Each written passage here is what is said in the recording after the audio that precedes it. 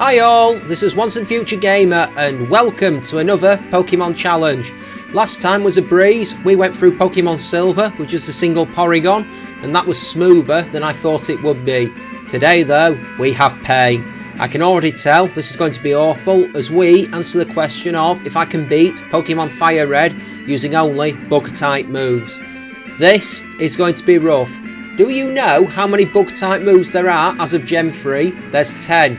So 3 of them are status moves in String Shot, Spiderweb and Tail Glow. I don't think we have those last 2 available to anything we can get since they are exclusive to Spinarak, Ariados and Volbeat, all of which can't be found in Kanto. All bug type moves are super effective against dark types, grass types and psychic types, but resisted by fighting, fire, flying, ghost, poison and steel. So some of these fights are going to be horrific. There are 6 Pokemon that can learn Leech Life. It is 20 base power here, not 80. 2 that can learn Pin Missile, which does 10 less base damage and has 10% less accuracy than it states on screen. And Silver Wind. There are 3 that can learn Fury Cutter, which is only 10 base power rather than the 40 it states on here. 1 for Twin Needle and Signal Beam. 5 that can learn Mega Horn, but it is quite a late game level up move, so probably not going to be using that, unless I have an idea. There are no bug type TMs or move tutors in this game, so we are stuck to moves we can learn via level up. The rules will be on screen throughout. This challenge was suggested just about in equal parts by Forgiveman and Patreon Jason Cabannock. As always, if you have any ideas for future challenges, head to the comment section down below or follow the links in the description to my Twitter or my Discord. As always, if you enjoy what you see, then like, subscribe and ring that bell. I was going to use the Universal Pokemon Randomizer to spawn a Pokemon in that has a bug move right from the start. But I discovered after research that most Pokemon who get level 1 bug moves can't use them because they get more than 4 moves and that bug move is the top, so it will likely be overwritten by the other moves. My original plan was that I was going to spawn Kabutops in for the starter. Never mind, the move reminder is on 2 Island. I replaced Bulbasaur with Zubat then and let's do this. At least I am allowed to evolve stuff here, so that will help. Replacing a Bulbasaur with Zubat means that our rival gets Charmander.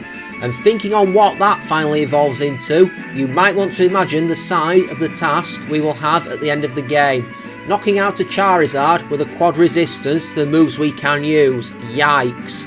The fight with the rival goes about as well as expected. I was worried about running out of PP in the rival fight, but it wasn't a problem because we ran out of health first. I think we've got to be doing like 1 point of damage each time. And well, it is capable of hitting us for a quarter of our health each time. So that maths isn't going to add up. We do lose the fight, suffice to say, and well, this bodes well for the rest of the run. I have plans, though that does bear in mind the question of what does struggle count as if it ever happens. Hopefully, I'll do everything I can to try and avoid using struggle because it may defeat the purpose, but if I run out of PP, then we'll have to see. I'm going to try and avoid it where possible. In the Universal Pokemon Randomizer, there is the option to set move power and accuracy to a different generation standards. But where would be the fun in that? There's some pretty big air quotes around the word fun there. I'm not going for nicknames, I'm not worrying about abilities or natures. I think we will just have to overpower stuff. Now, here is what I have to do before the first gym. Level, level, level, level and level some more. We are so weak, we don't even have stab, so we're having to grind on Rattata outside Pallet Town. Not even on Pidgeys since they take a lot of hits to get knocked out. We need close access to healing. But even a level 2 Rattata is a 5-hit knockout and we only have 15 PP, so yeah, this is going to be a long one. Now, I can get a Weedle in Viridian Forest and I'll have to switch train it all the way to a level 20 Beedrill. It takes an absolute age to catch it, draining it down with Leech Life, and as a result it's a mega slow few minutes as we hit each other for what has to be 1 point of damage. That grinding we're going to have to do once we catch it is with a Leech Life that only has 15 power points and 20 power. So, see you in 5 days? I know some people think speed up might be cheating, but it probably would take 5 days otherwise, so yeah. I think I am going to utilise the daycare for this run for the first time ever in a challenge, because those Pokemon that get Mega Horn don't get it until at least the level 40s. Here is the thing about Brock. Neither rock or ground resist bug. However, both Onyx and Geodude have good defence, and bug is physical damage in this game. All of them. Plus, they have rock type attacks, which will be super effective against both Beedrill and Zubat/Golbat. Beedrill does have the Swarm ability, which could be handy. So finally, we get Twin Needle after grinding on Route 22 for hours, and we can head on towards the first gym. I do not know how this is going to go. I know they don't resist us, but I think we are going to struggle to damage them. So, it could be a slow fight. I know Geodude has Defense Curl and likes to use it, so even if we do start off doing decent damage, it isn't going to last forever. Let's find out. So, my prediction is eerily spooky, as when we fight Geodude, it crits a tackle on the very first turn, but pretty much avoids attacking us for most of the rest of the fight, choosing to spam Defense Curl repeatedly. Maybe we get hit with 3 tackles, maybe 4 over the course of the fight, but we keep on landing those blows with Leech Life and recovering what meagre health we can here and there. Non-crit tackles don't do a lot of damage at least, but come the end, we are not inflicting much damage either.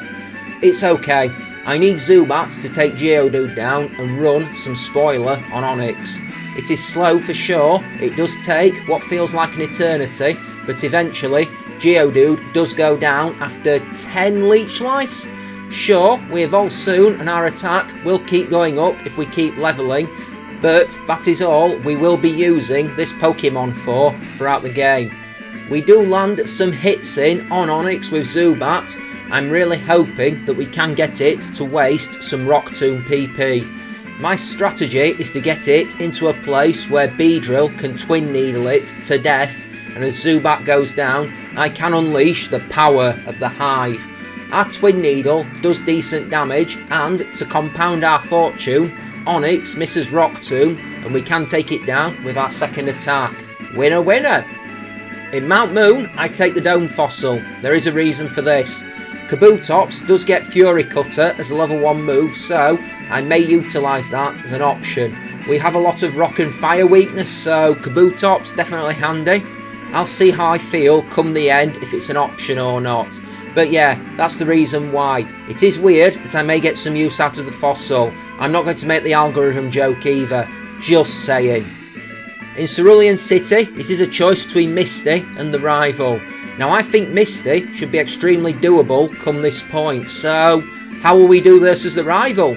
That's the question. He's going to have 2 Pokemon that resist us in Pidgeotto and Charmander, so I think we might struggle. That Pidgeotto is probably going to be the toughest foe so far. Let's go. Golbat actually puts a shift in on this fight and does better than I thought with Leech Life. Considering how weak the move is, we actually managed to take down 3 of his Pokemon with it, as well as inflict damage on the 4th before running out of PP. Pidgeotto is horrible because it has a penchant for going for Sand Attack, but here's the thing, it never does that in this fight, which is something good for sure. I don't know why, but it just goes for tackles, quick attacks and gusts. It hits us for some damage, but nothing that we ever really have to worry about. We do take it out with 9 Leech Life attacks, doing somewhere between 4 and 6 points of damage each time, by my guess, which soon mount up. Seeing it eventually go down is a huge relief because Pidgeotto normally causes so much grief it's not even funny. Abra is at least a 1-hit takedown with Leech Life before we can go onto Rattata. It goes better than it did in terms of number attacks versus Pidgeotto, but we don't 1-hit it, meaning we have to land a few blows to strike it down, and eventually we have 2 PP left on Leech Life going into the fight with Charmander. It misses a Metal Claw on us as we land those blows, and with no further way to attack, we retreat for Beedrill. We do get clipped with a metal claw and an ember, but it is a simple matter to take Charmander down with 2 twin needles for a huge win, and we can move on. I am going to make a quick stab at Misty while we are here, because we should have a good advantage versus Starmie, with Bug being super effective on Psychic. So let's get this done. My Golbat evolves into Crobat before the fight, which I wasn't expecting to account for, but this is an advantage since I was expecting to have to use Golbat for the entire run. Crobat begins the fight versus Staryu, and although we start inflicting decent damage, it goes for some Hardens to negate it somewhat, which isn't ideal as the fight goes on. And when we get confused by Water Pulse, I decide to switch out into Beedrill. And although we get hit by another Water Pulse, we don't get confused and we can strike it down with Twin Needle. Starmie just about survives Twin Needle.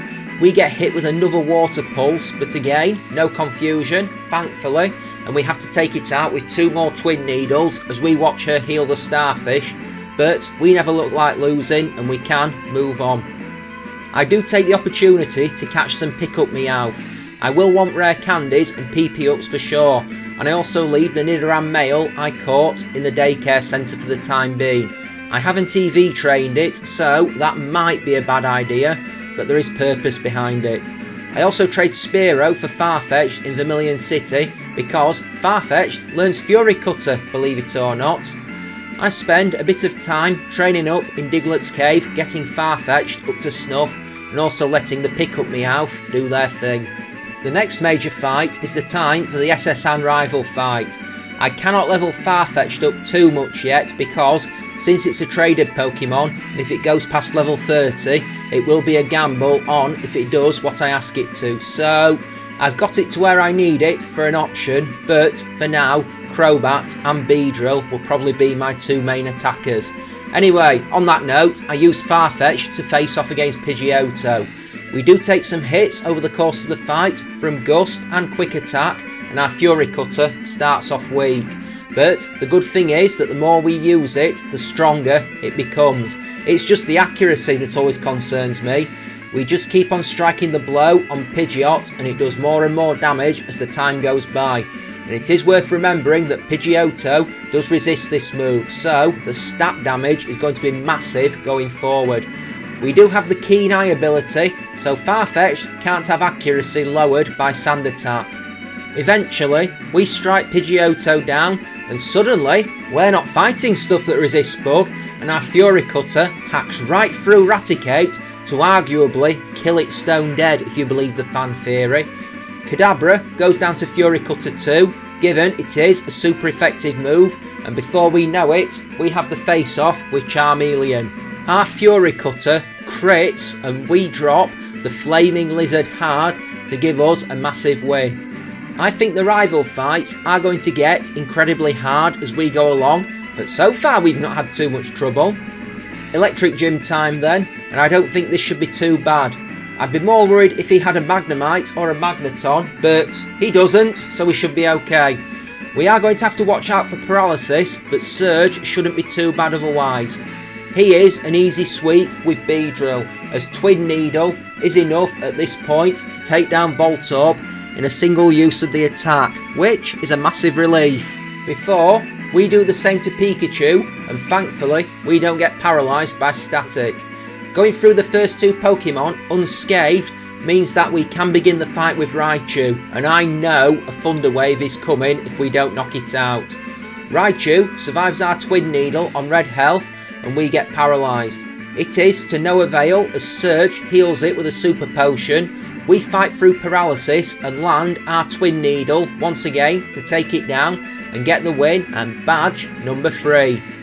Shall we do some bug trivia? Believe it or not, I can do that. Well, Gen 1 has more bugs than anything else in the series. There's the Missing No glitch, the Mew glitch. Oh, bug type Pokemon trivia. Right. So then, the bug type is the only one not assigned to a legendary Pokemon, and it has been paired with every other type except for Dragon and Normal.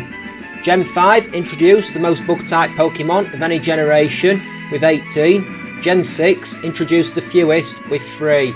Generation 4 introduced the most bug type moves of any generation with 7, while Gen 9 introduced the fewest with 2. In Gen 1 it is super effective against poison and weak against it too, which was the only ever instance of 2 different types being super effective against each other. The bug type was the most common 4 times weakness in Gen 1, with 11 Pokemon being double weak to it, due to most grass types also being part poison type. Each of the 3 starter types has different effectiveness when attacking a pure bug type, with grass being resisted, fire being strong and water being neutral. This is shared with the steel type. There are no bug type TMs in Generation 3, but the internal data contains a sprite for bug type TMs. There are only 3 bug type Pokemon that can learn fly, and none of them are actually flying types, in Volcarona, Genesect and Vikavolt. I would normally do the Lavender Town rival fight now, but I'm going to head to Celadon City and take on Erica instead, just so that I can get my Farfetch'd in use again as a tactical option. Crobat and Beedrill are both at level 40 at least, but Beedrill has definitely been getting more battle time. It's almost like it's a better option in every single way. Twin Needle and Pin Missile are better than non-stab Leech Life for sure. Beedrill takes on Erica, and although we can't one-hit Victory Bell with Twin Needle, it's not a problem as it goes for Stun Spore. I knew this was at risk though, and equipped both Beedrill and Crobat with Cherry Berries, and we removed the condition immediately. That is enough to give us a free turn to attack as Erica heals Victory Bell, and we take it down with 2 more Twin Needles. Tangela goes down to Twin Needle with no sort of issue before Vileplume is last.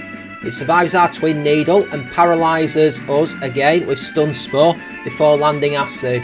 I really don't think there is anything it can do to us, and we drop it with another Twin Needle.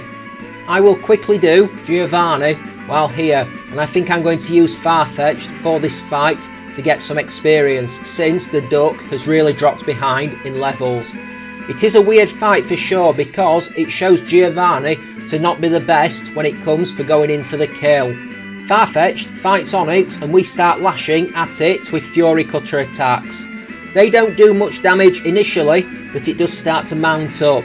However, as Onix goes for Rage a few times, its attack stat does build, and then it smashes us with Rock Throw, which we survive, but weirdly it never goes for the move again, messing about with Bind and Harden, neither of which do much to us.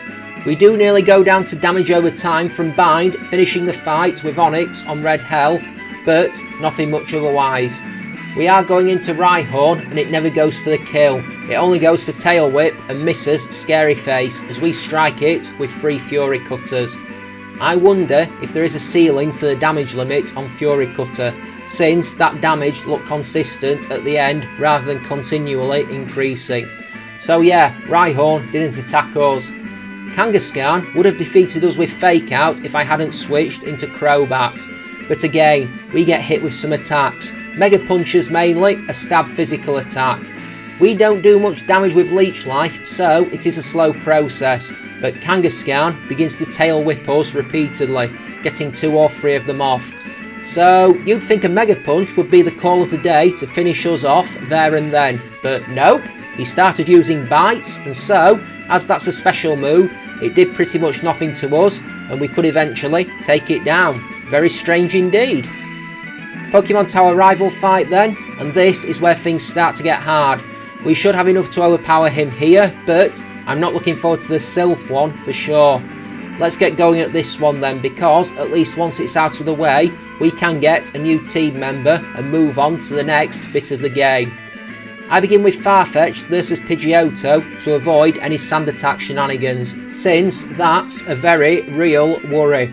Our Fury Cutters don't start off by doing a lot, but we keep landing them, and the damage builds up over time as we strike away. Pidgeotto does hit us with Gust and Quick Attacks, but we can shrug them off to get through the fight, and towards the back end of it, we get lucky and strike a crit to bring it down hard, and win the battle of the normal flying types. Farfetch'd victorious. Next is Gyarados, and we get intimidated, which really not good. We strike a Fury Cutter for less than half and get hit with Thrash, but as we go into red health, we land another Fury Cutter, which crits and takes it down. Execute goes down to a single Fury Cutter. We've landed like 8 in a row, and it's quad effective. Doi, before Kadabra, also goes down to Fury Cutter, which leaves Charmeleon. We strike the Fury Cutter, it does about a quarter, and we duly go down to Ember. Well, Farfetch'd did do well there, and Beedrill has to come in and finish Charmeleon off with a pair of Twin Needles to give us a win, though we do get hit with Smokescreen. After that, I head south, where I eventually, after much wearing down of the opponent, I catch myself a Venonat. Again, it's not going to be a great option, but Venomoth can get Leech Life and Silverwind, so I may get some use out of it. Very much not ideal for sure, but here we are. I've got somewhat of a choice where to go next now. I could head to Sylph, or I could keep heading south to Fuchsia. I might keep going south for the moment. Whichever way I go, the next bit of the game is going to be brutal. I may make a try at Koga in Fuchsia. Here is the thing. Koga will resist our moves. Sabrina should be an easy fight, but the Sylph rival one most likely won't be, so that's the big obstacle. I even think Giovanni might be somewhat tricky, so it's a tough choice. And even if we beat Koga first and go to Cinnabar Island jumping ahead, it's not like Blaine will be an easy fight either, so tough choices. I think I need to keep levelling. I am going to see though how we do versus Koga. I'm going to guess it'll be a struggle. At least 3 of our 4 Pokemon are immune to poison, so that's something, but damaging him is going to be a real trial. I can't level Farfetch'd up too much more, and given that Fury Cutter is quite a potent move and we are immune to accuracy drops, this is worrying. I think we have to try and brute force it. You know, I am right about how brutal this fight is. We do make it through the first coughing eventually, though only when it blows itself up on Crobat after the best part of a dozen Leech Life attacks. So, we've got nothing there. Thanks to Minimise and Acid Armour, we can't even hurt Muck slightly. I throw my entire team at it, and we just about get it under half health, which is pretty unfortunate as we lose badly. Even when we do hit it, the attacks don't do too much damage thanks to Acid Armour. I am going to make a quick stab at Koga with the Fury Cutter tactic, but I'm not holding my breath at it being too effective. Nearly 10 minutes it took to lose that first attempt. I want to see if we can Fury Cutter our way through with Farfetch'd, but after getting poisoned by Toxic and blown up from a self-destruct, it turns out to be a loss, so can't go with that idea at the moment. Now, I think I need to drop Crobat. Leech Life is just too weak a move, especially when it's not Stab. Beedrill is good with Twin Needle and Pin Missile. Now, they're not great moves, but at least they have decent PP. But Leech Life, a 20 power move with 15 PP, might just have oversold its use. Venomoth does get Silverwind later, but even then it's limited PP. But Leech Life is at least a little bit better, thanks to it being stabbed, so yeah. Fury Cutter can have its uses. If I can get Farfetch'd and something else with it, we might have a chance. So yeah, I might be better focusing on Beedrill. I'm heading to Sylph to train up anyway. While I am here, let's talk about what is ongoing with the channel.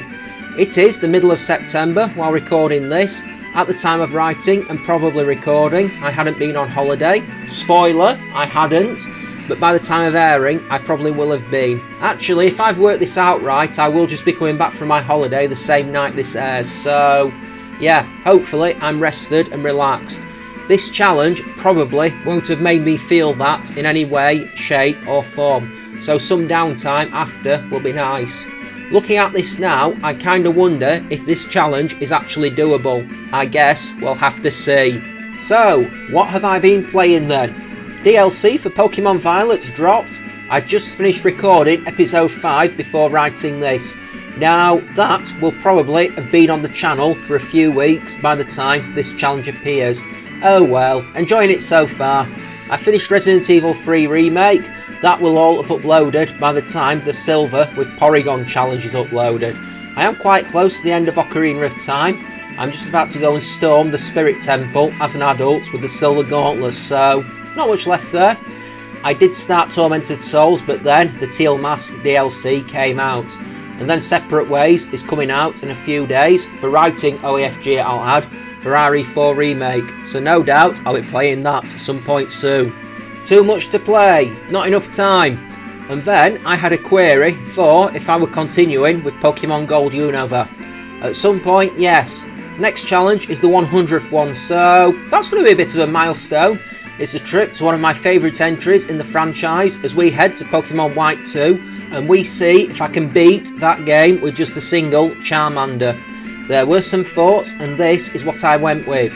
That might be quite a long video because there are likely to be segments where I do talk about some thoughts I have about these games and my experiences over the previous 99 challenges.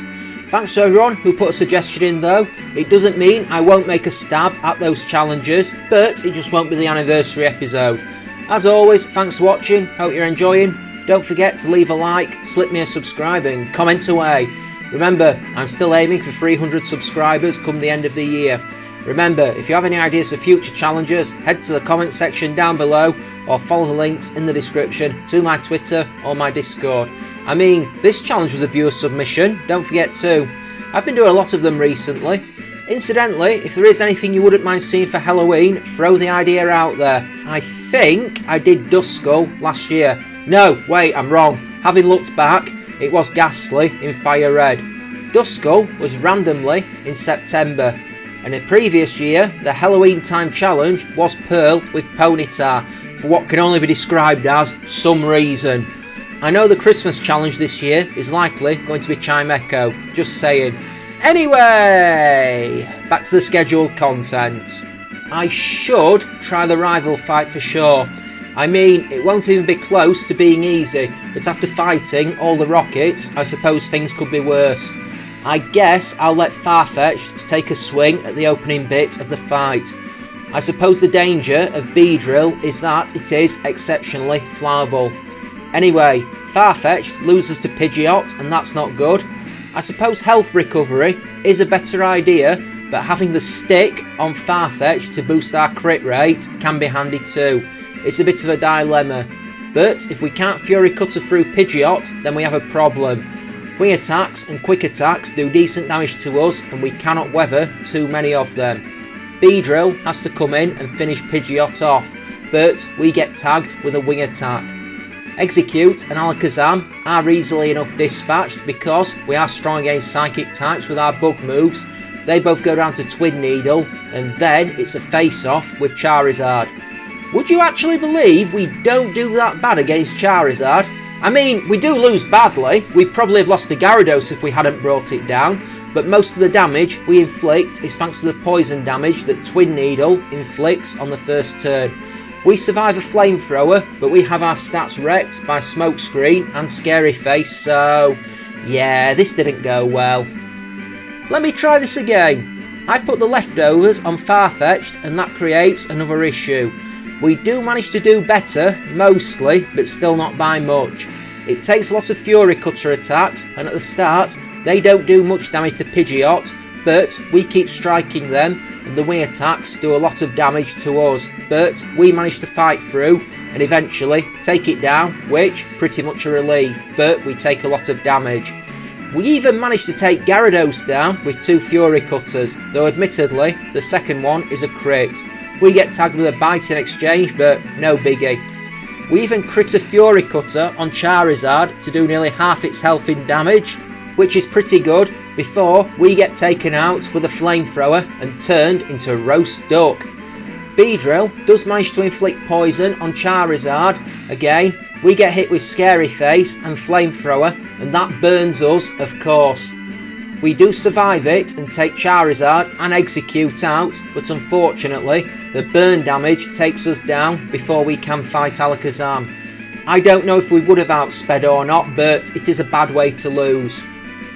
I am going to try Koga again. This is a bit of a wall, I'll admit.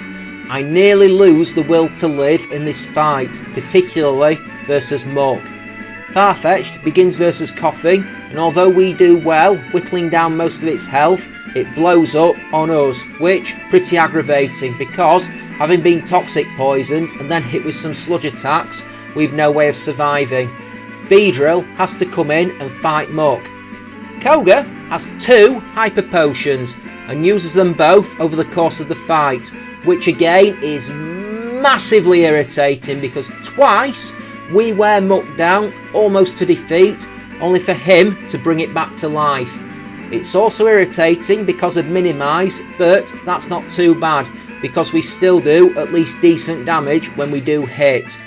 All until it begins to use acid armour, and that makes things worse. Still, after the second hyper potion and many misses, we do at least manage to line up a few crits and finally fight through Muck. Coughing isn't too bad, it keeps hitting us with sludge attacks, but I am massively relieved when it doesn't try to smoke screen us because that could have been fatal. I am terrified that Wheezing will blow up on us with self-destruct, particularly as the fight goes on because I do not think we'll survive that move. We do get quite a few Twin Needles in, 1 vital crit, but we do keep getting hammered with sludge attacks. And they do slightly more than we can heal with the leftovers, but eventually, and it feels like an eternity, we come out victorious for the 5th badge. I head over to Cinnabar Island next to go and get Kabuto revived. Too bad I can't actually use that until I get to the move relearner, which I will have to beat Blaine to be able to access. I should go and try this while I think on. The Fire Gym could go better, but it could have gone kinda worse. Growlithe does defeat Farfetch'd after hitting us with 2 Fire Blasts and a takedown. Our Fury Cutters don't do too much damage, and about the only high point is that he wastes a Hyper Potion and Beedrill gets out of the fight relatively unscathed. Ponyta does go down, but we can't beat Rapidash after getting hit with repeated Fire Blasts. Beedrill does have decent special defense, but there's a limit. We were close to knocking Rapidash out, but I don't think we'd have had enough left in the tank to beat Arcanine. I might try the rival again, and so I head back to Saffron City. It takes a couple of tries before I get the effort where things go right. Farfetch'd and Pidgeot trade blows, Fury Cutter versus Wing Attack, and although we get badly hurt over the course of the fight, we do manage to take it down before things get very bad indeed. We do miss a Fury Cutter on Gyarados and get shot down with Dragon Rage, but Beedrill manages to come in and minus the Intimidate, we manage to poison it with Twin Needle and then take it down very quickly afterwards without getting too badly hurt. Execute and Alakazam are both single hit knockouts with Twin Needle, and then things go really right versus Charizard, as it does refuse to attack us for a few turns, hitting us with 2 scary faces and a smoke screen, while we jab at it with Twin Needle and we get the poison condition. With our stats wrecked, I switch into Venomoth to work the timer down, and although we do get 1 hit with Flamethrower, it is a few more turns wasted. Beedrill can come back in, and combined with the poison damage, we can wreck the Charizard to give us a win over the rival. Giovanni is next then. I'm not worried at all about him. I think we should be able to get through here without any sort of trouble, and I am proven right. It's not particularly pleasant, and there is one slightly worrying moment. Nidorino goes down to 2 rounds of Twin Needle, only missing a Fury attack on us, which is the only sort of retaliation that comes our way. I didn't think Nidorino would be the problem, if I'm honest. Rhyhorn does hit us with 3 hits of Rock Blast, but it could be worse. We are capable of healing with the leftovers, and we do drop it before things can go too badly wrong. Kangaskhan only hits us with Tail Whip as we down it with 2 sets of Twin Needles, and that leaves us a fight with Nidoqueen, who we strike with Twin Needle attacks, and she hits a whopping 5 points of damage with Poison Sting. We eventually bring her down and can move on. Sabrina then. This might be the last easy fight in the game, I'm not going to lie on that. But yeah, being able to train Farfetch'd again once we're done will be handy. So I'm going to get started on her. You might be shocked by this, not really, but the hardest opponent is Venomoth. We strike Kadabra with Farfetch'd Fury Cutter to inflict decent damage, but it goes to reflect, even though it doesn't save it as we keep up the assault on the Psychic type. Mr. Mime is next. It goes down to 2 Fury Cutters, only trying in vain to defend itself with Calm Mind.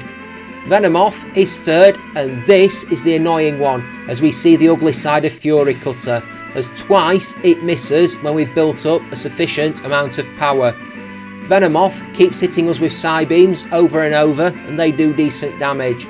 About the only positive is that the potions come out, and that they're not a factor any longer is nice.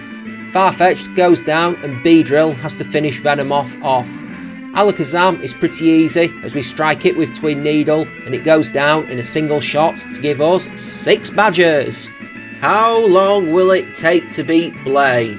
That's the question, isn't it? Beedrill is level 80. Farfetch'd is in the high 60s and Venomoth is in the low 50s. I've even managed to get Kabutops to high 40s thanks to the experience share. So, this goes well. Farfetch'd does a pretty impressive job as we've managed to tank the Fire Blast attacks this time and take Growlithe out with the Fury Cutters, even if we do get hit with repeated Fire Blasts. We also managed to take Ponyta out with the move, and even Rapidash can't stand up to the Leak Assaults. We hit it with our stick over and over and even inflict decent damage on Arcanine. However, the exertions finally tell and Chiding falls. Beedrill comes in and hits Twin Needle. We manage to poison Arcanine and tank a Fire Blast before switching out to let the poison wear it down. I never knew Blaine had a full heal as is displayed in this battle here. That's something new. I basically tried to do what I did versus the rival. Venomoth does get 1 leech life off on Arcanine, but doesn't do much otherwise, and we get 1 hit from full health by Fire Blast. Beedrill has to come back in, tank another Fire Blast, and then finish Arcanine off. I can finally get to the move relearner now, and so I go putter about in the Sevi Islands a bit before going to face Giovanni in the Viridian Gym. I've got something approaching a competent team now. Well, competent in the sense of the moves I have available. There's 1 more Pokemon I want to add in, but it doesn't get the move I'd want until level 57. It might not be used, we'll see. Anyway, we begin with Kabutops versus Giovanni, and we managed to hack through the first Rhyhorn, though we do get hit with 3 Scary Face attacks. That's definitely not good, even if it never actually fights back against us.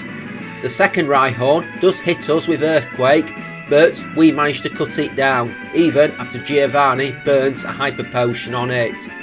Dugtrio is third and I swap into Farfetch'd and we start swinging Fury Cutters again. We do strike Dugtrio down fairly easily before Nidoqueen is next, and this is where things start to get rough as we hit a Fury Cutter but we get paralysed by Body Slam.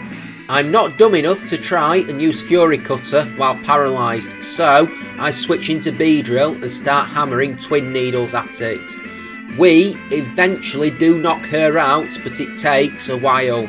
She is more defensive than the Nidoking Outlast, which is more offensive, but once again we can hit our Twin Needles and 2 sets of them are enough to give us the win and the final badge.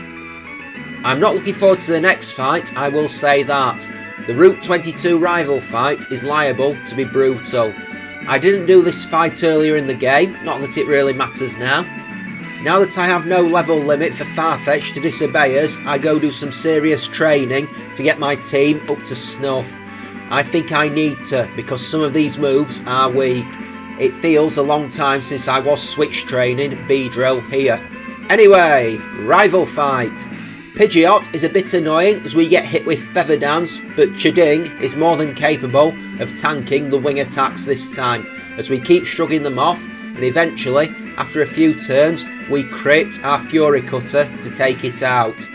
Farfetch'd actually does really stupidly well in this fight, as we next hack through Rhyhorn with a crit Fury Cutter. I wasn't expecting that, but crits do ignore attack drops, and so that stick we're holding is useful. Execute goes down to Fury Cutter, as might be expected, and Alakazam doesn't survive that move either, before we face Gyarados and suffer another attack drop. But again, we get a crit on Fury Cutter, and it strikes Gyarados down. Then Charizard is out, and this is where we come crashing to a halt. Farfetch'd does land a few Fury Cutters on Charizard, but none of them crit, and eventually we go down to Flamethrower attacks. I do send out my new Rhydon to battle and hit Charizard with a few Mega Horns, but again, they don't do a massive damage, and after a few Flamethrowers, Rhydon goes crashing down. I have to send Beedrill in to mop up and finish the Charizard off with our Twin Needle, but yeah, if the final fight goes in a similar vein to this, I will be happy. Anyway, through Victory Road I go, and finally I'm at the Elite Four, with my team ranging in levels from 62 to 83. Thanks to the Meowth pickup team, I've got like 30 rare candies, so I do have the capacity to power up if need be. I think this is about the best I'm going to get. I mean, I did have that Nidoking, but I don't think I'm going to bother with it, unless I want to do something with Poison Point, which I don't really. It might defeat the purpose. Lorelei shouldn't be bad, Cloyster aside, and maybe Lapras. However, Bruno and Agatha will resist us, so that could be annoying. Lance, I genuinely have no idea. 3 of his Pokemon again will resist us, and the champion remains to be seen. Take your guesses on if I can do it at this level or not right now, folks. Ice Trainer Lorelei is first, and I'm actually not that concerned about this one. I think Cloyster might be irritating, but we'll have to see for sure. It has mega physical defense, but everything else should be relatively smooth. Let's find out anyway. So, the first bit of the fight is smooth for sure, and then it slowly looks like it's going to go wrong near the end. Kabutops faces Dewgong and goes on the Fury Cutter offensive, landing them all, and eventually we bring Dewgong down as we get knocked with chip damage from the hail that it puts up. Still, Fury Cutter's power keeps rising, and eventually we strike it down. I am expecting Cloyster to go for Protect, which it never does though. It goes for Spikes instead, but survives a Fury Cutter. But when she heals, our next strike takes it out. Not as bad as I thought for sure. We one-hit Slowbro with Fury Cutter, but when it comes to Lapras, our Fury Cutter finally misses, and we lose all the momentum we've built up, and we can quickly get taken out by Lapras. Beedrill comes in and starts to trade blows with Lapras. Eventually, we get paralysed and she has to use another healing item, but we can wear it down again to give us the win eventually. Lorelei's Lapras is always a beast to take down, no matter the circumstance. Before, we do get hit with 2 Ice Punches from Jinx, but we can down it with Twin Needle eventually after paralysis for a win.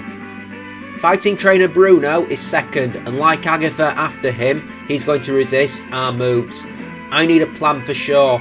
I think I might start with Venomoth and hope for an Omni Boost from Silverwind. That's my grand plan, and I'm pretty proud of it.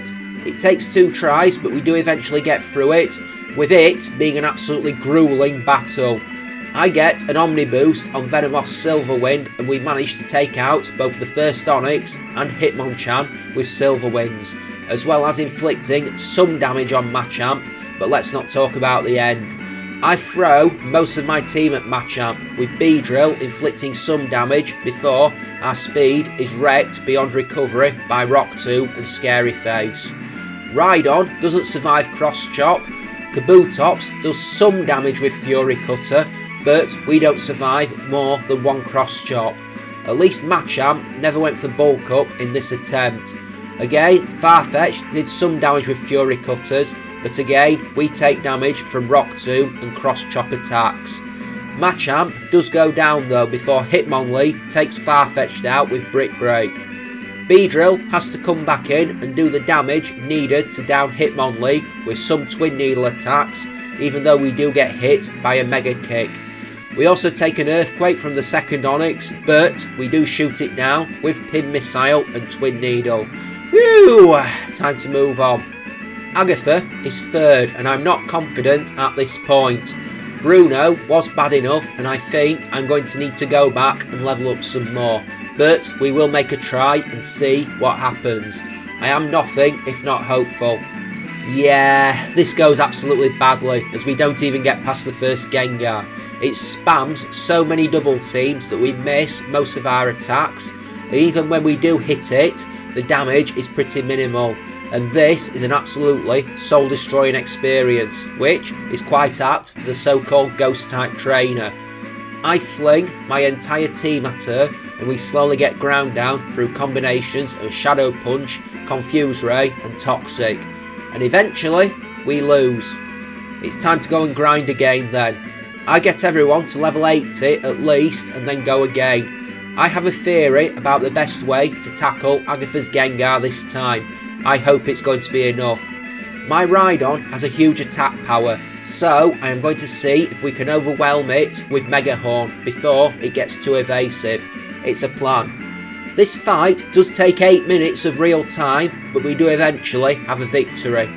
Gengar number 1 goes for double team, but we strike the Mega Horn with Rhydon to take it down before she swaps out into Arbok, who intimidates us, and then we hit another Mega Horn. I take that opportunity to switch into Venomoth and soak up some Iron Tail attacks, while we inflict Leech Life and Silver Wind attacks on Arbok, fighting it to the point that she has to heal. I had been trying to save my Silver Wind PP, but I blow it in the fight with Arbok in hopes of getting a boost, which never comes. We do eventually take Arbok down, but Venomoth loses to Golbat. Golbat does keep confusing us, which is annoying, prompting me to keep switching my team around to get rid of the effect. Beedrill, Kabutops, Rhydon and Farfetch'd all take stabs at the Golbat before we do bring it down after several minutes of switching around. Gengar number 1 comes back out, and we do manage to bring it down with Kabutops after building up some Fury Cutters before we do some decent damage to Gengar number 2, but we are brought down by Hypnosis, Shadow Ball and Sludge Bomb. Not good. Rhydon comes back in, and we manage to take Gengar number 2 down with 2 Mega Horns after it misses a first Hypnosis and lands the second, but we do wake up before we can start taking damage from the Nightmare attack it uses on us. All Haunter does versus Rhydon is miss Hypnosis and then use Mean Look on us, but that is enough for us to take it down with 2 Mega Horns and give us the win. It's time for Lance then. This one is going to suck, I feel. Still, we will have to see how it goes. At least there's only regular resistance here versus us, not quad resists like we had to deal with from Golbat. I'm going to start with Venomoth to eat Gyarados' Intimidate, since Venomoth isn't going to be likely to be able to do much anyway over the course of this fight. It does go quite bad at the start, but we do pull it back from the brink quite a bit. Venomoth does maybe about half of Gyarados' health over the course of the fight, with a barrage of Leech Life attacks, but I'm just stalling to try and get it to waste as much PP as possible, especially on Dragon Rage, since that might possibly be one of the most lethal attacks it has. How unsuccessful I was at this tactic will be revealed shortly. We do manage to bring it nearly to the half health mark before finally Venomoth goes down to a Hyper Beam and Kabutops comes in and starts Fury Cuttering. It can't do too much to us with Bite, but the consistent damage of Dragon Rage is a pain.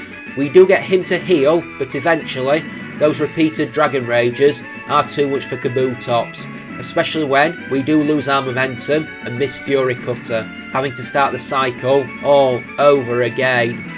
Farfetch'd does take a lot of damage from Gyarados, but does eventually bring it down with Fury Cutter, surviving a Hyper Beam on 3 HP, as Lance sends in Aerodactyl. We miss the Fury Cutter and are duly knocked out with Ancient Power. I send Rhydon in, and Rhydon is definitely MVP in this fight, as it manages to take down Aerodactyl with a few Mega Horns. For some reason, Aerodactyl decides the best way to attack Rhydon is with Wing Attack. Rhydon even manages to take both the Dragonair out with Megahorn, but we run out of PP on that move. So it's time to decide if Struggle is allowed as Dragonite comes in. I decide it's not and switch into Beedrill. We hit some Twin Needles, we get hit with Outrage, but thanks to our decent special defence, we managed to weather it reasonably well, to the point that we managed to wear Dragonite down to both the berry being popped and the second full restore that Lance has being used. It keeps hitting itself in confusion, which is really nice not being on the end of for sure. When we have to wear it down again, our Twin Needle poisons Dragonite, and now Lance has no full restores to save him. I bring Rhydon back in to while down the clock. This may or may not be cheap tactics, but it's either this or use Struggle. I throw Ultra Balls at Dragonite to waste turns while the poison wears it down. Right the way down to Dragonite finally taking Rhydon out with Outrage. When Beedrill comes back in, Dragonite is weak, we put it on a sliver with Twin Needle and it takes itself out with Confusion. Well, you indeed! Just one fight left then, and it could be brutal, I'm not going to lie. I am worried about this final rival fight. There is going to be some rough opponents in there. I'm not worried about Alakazam or Executor, but everything else could be problematic. It has worked for me so far, so I begin with Farfetch'd versus Pidgeot. Now, those aerial aces do hurt, but we can negate its stat debuff moves somewhat. We are immune to Sand Attack thanks to our ability, and the stick that we're holding does increase our crit chance. So, even when we do get Feather Danced, as does happen, we've still got a chance of ignoring the attack drop. It is a close thing, but we do manage to take Pidgeot out. Thankfully, we never miss a Fury Cutter. Farfetch'd even strikes a Stern Blow on Rhydon, but we're too weak to survive Rock Tomb. I think it might have been asking a bit too much to survive Rock Tomb at full health there. My own Rhydon comes in and strikes a Megahorn to take the Rhydon out hard, and then it's Executor. I switch into Beedrill, probably a good thing since a Giga Drain comes our way, which we take very well, and then we one-hit Executor with Twin Needle. Alakazam is next, and we also strike that out with Twin Needle before it can start doing dangerous stuff. I lied, you know, at the start of the video when I said I wasn't going to EV train. I EV trained the special defense stat like crazy on Kabutops, all in the name of fighting the rival's Charizard right at the end. As he sends the orange dragon out, I swap in Kabutops and we start Fury Cuttering. The Fire Blast attacks do ridiculously low damage to us thanks to our type combination. It even misses a bunch of them, which doesn't help it as we keep on striking Fury Cutters, hurting it over and over and over again, and soon those attacks start to tell. The berry can't save it, we take it down hard, and then it's time to fight Gyarados. Our attack is lowered by Intimidate, but we keep striking those Fury Cutters, and although it brings us to the brink of knockout with some Hydro Pumps, we land the final blow, we take it down, and that is the run. The rival is shocked, and quite frankly, I am too, because I wasn't 100% sure I'd actually do this run or not. Well, it was pretty much rough all the way through, but that final rival fight went way better than I thought it had any sort of right to. So yeah, that was an experience. I'd say one of the harder ones in terms of the work that I had to put in. Team runs are always interesting. I'm probably going to look to try and do more of them in the next 100 challenges. That was it, by the way, folks. Challenge number 99, so next time is the big 100. I don't know how I feel about getting here. Pride is obviously one emotion. Thanks for watching anyway, I hope you enjoyed. As always, if you did, please don't forget to leave a like, drop a comment and subscribe away if you haven't already done so. It is good for the algorithm. Join me again next time for that 100th challenge that I take on Pokemon White 2 with only a single Charmander, as I may even do a bit of reflecting on the previous 199 challenges. So, by the time you hear this, I'll have made it back from my holiday, hopefully. I mean, I'm writing this a week before I set off. I'm hoping to have it edited and banked to upload before I leave. I'm feeling so burnt out after the last few months, I'm looking forward to the breather for sure. I get to spend a week with my girlfriend in a new place, so that's going to be good. None of us can see the future, but I've got a good feeling at the time of writing and recording this. Although there is one black cloud on the horizon, as at the time of writing and recording this, I am suffering with a sore throat that does feel like it's devolving into full-on cold, so the recording may be interesting. Ever since I talked about the fight with Blaine, you might have noticed it in my voice. I don't know, we'll see. Maybe I'm thinking too much about it. At the time of writing this, I had just finished Ocarina of Time, so if you watched that episode, and it might be up by this point, then especially the final fight with Ganondorf, you may notice it in my voice there as well. We'll see. I am going to jump off here because my throat is really hurting me, so I'm going to call it an end to the video. I'm going to stop talking. As always, folks, this has been Once and Future Gamer, and this has been Pokemon Fire Red with only bug-type moves. Take care, have a great day, and I will see you next time. Bye-bye now, so long, see ya!